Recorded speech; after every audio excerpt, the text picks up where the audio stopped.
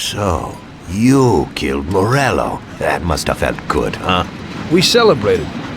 Salieri was thrilled, of course. We ran the whole town, practically, and there seemed to be an end to the bloodshed. For a while, I felt like a king, until I came to a realization. If a regular guy like me could kill the most powerful man in the city, what good was all his power? Hell, if he hadn't been so powerful, he'd probably still be alive.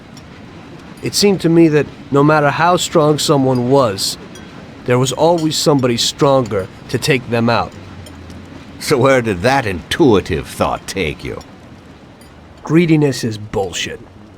When you have no money, you think that a few bucks a month will be enough. Then you realize that it wouldn't be bad to have a nice car. You get a great job in some high-up position, but in actuality, you're thinking about going higher. Before you know it, you want to be the President of the United States, and you want to win the war against the Germans. Luckily, that won't happen. Plus, the whole strategy of watching other people's backs has one basic flaw. The whole time you have to watch your own back in case someone else has the same idea.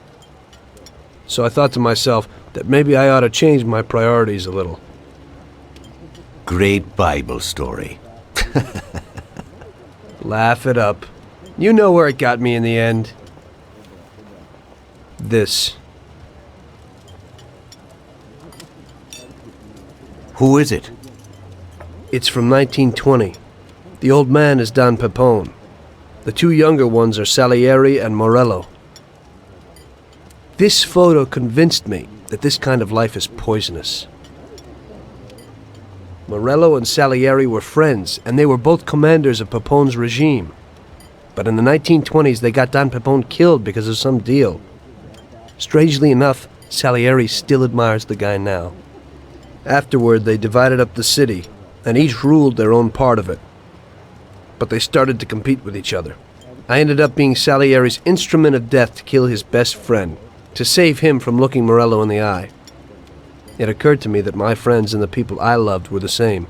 Someday I'd turn to Paulie and be looking straight down the barrel of a gun. I couldn't be sure of anybody, above or below me. But you were risking your life every day. Being a sharpshooter for the Mafia ain't no bed of roses the way you tell it. It's different when you're living it. When you're full of energy and you're fighting for your life with someone who's like your brother. You're just two soldiers who know what needs to be done. And it all depends on your ability to survive. It's a war. The constant feeling that you can't even trust your best friend is terrible. You are alone, and death can come from anywhere.